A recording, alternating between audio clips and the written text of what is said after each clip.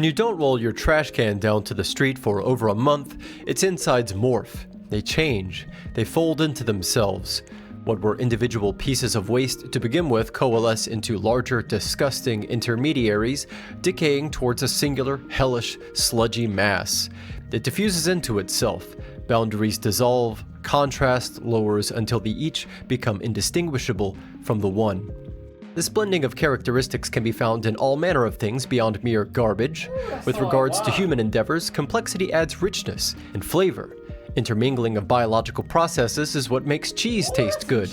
Grainy, low-contrast portraits feel mysterious and full of depth. A well-mixed song with good range is a textural experience in ways that a 128 kilobit MP3 strains to replicate. This holistic complexity is something that I have a hard time identifying in modern video games. Usually we're slopped up with bombastic, juicy, candied apple games. Their systems, visuals, and sounds aim to assault you, to cause active psychological damage rather than blending into a singular enjoyable experience. Close your eyes, reach into the video game bag of holding, and odds are you'll pull out a metaphorical Samsung Galaxy OLED an inch from your face at full brightness. Although, to be fair, that's slowly changing.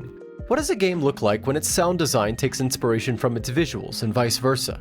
What if the color palette in the Viewport Shader 2 reflected artistic cohesion? How do we blend these aspects of this game together in service of making it more like actual trash? Morsels is the answer to these questions.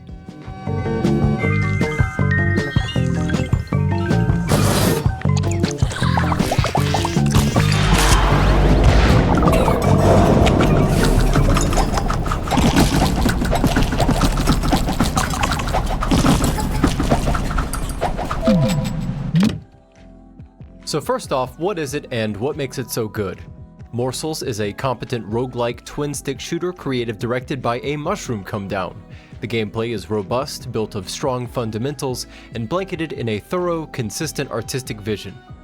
You make runs from a small homeworld, each run granting you a bit of permanent progression. These runs are splattered with access to different characters, the Morsels, to help you along your way. The Morsels, each with unique attacks and specials, they're literally garbage. Your cast of heroes ranges from crumpled dandelions to well-worked piles of gum down to discarded cigarette butts who attack using a snake game trail of burning embers. The plot is sufficient in scope to contain all the necessary twin-stick components, which is to say, there ain't much, but it's about cats running a world turned to shit and you play the game as chewed gum and a leaf. Do you really need any more plot in a game like this? No, you don't. These pieces cohere seamlessly into a dumpster rated E for extra stank. To say that every corner of Morsels is overflowing with creativity is an understatement. Words do this game no justice. You'll have to appreciate it for yourself.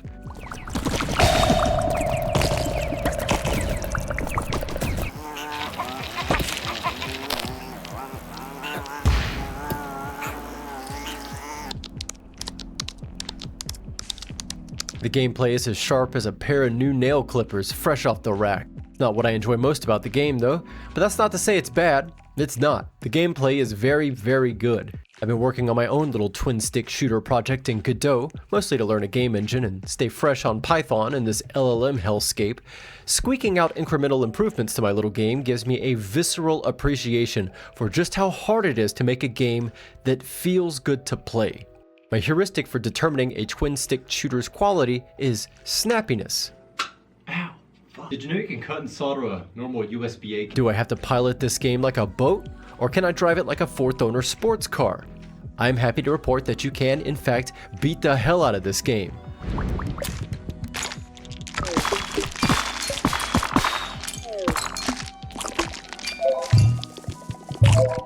Cruise around in full confidence, briskly snapping your right stick in the direction of enemies and make guaranteed contact every time. And if you didn't, well, it was your fault.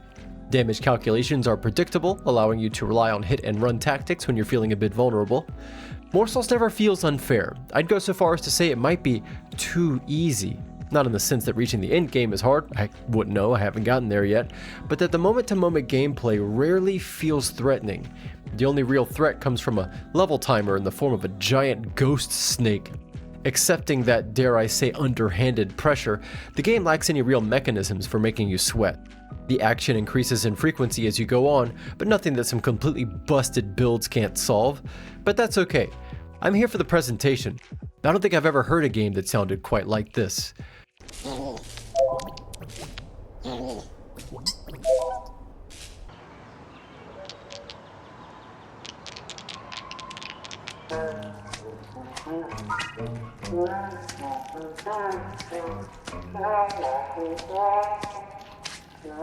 Playing with headphones is a must. The audio is transportive.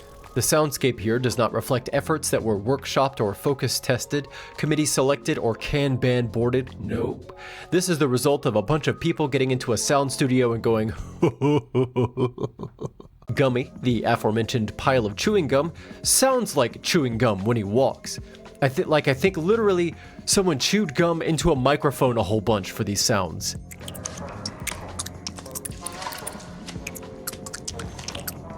Smugsy, the smog cloud, a decidedly respiratory morsel, strains out raspy whimpers as he moves. Zigzal, a used adult pacifier, makes crackly, ashy sounds as he trails damaging embers behind him. The rest of the audio has an equal level of care. Gloopy, thick on-screen fonts render out with chewy sounds befitting their appearance. The footsteps are representative, changing as you move across biomes. You'll find background additions with soft musical overlays and even a full-blown music room where you can create your own sounds to your heart's content. The effects are right crispy. Comparatively, and what I find excellent design choice, the game's music is rather low fidelity. Though carrying great presence, the tracks are downsampled and muffled a bit, injecting distance between you and the energy that they provide.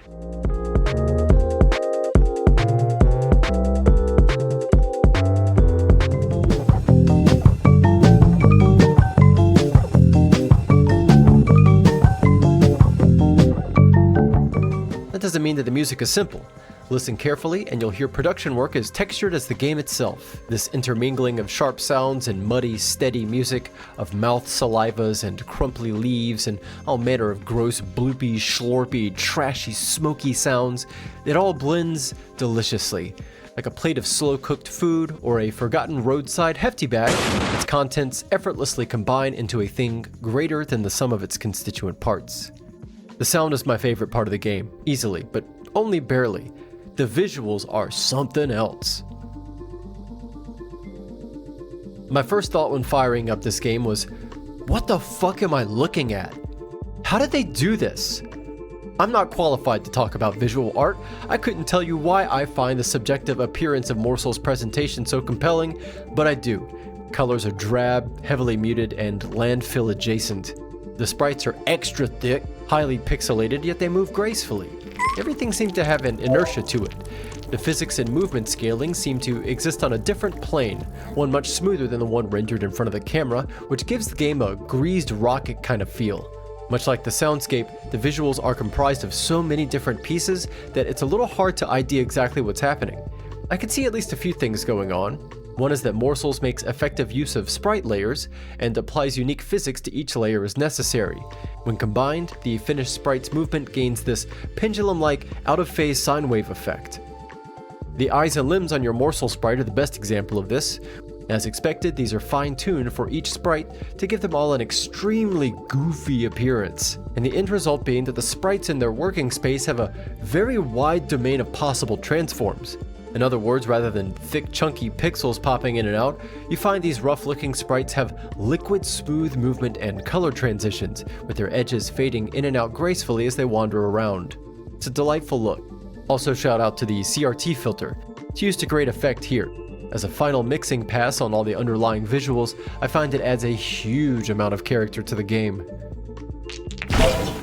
Mixing pass.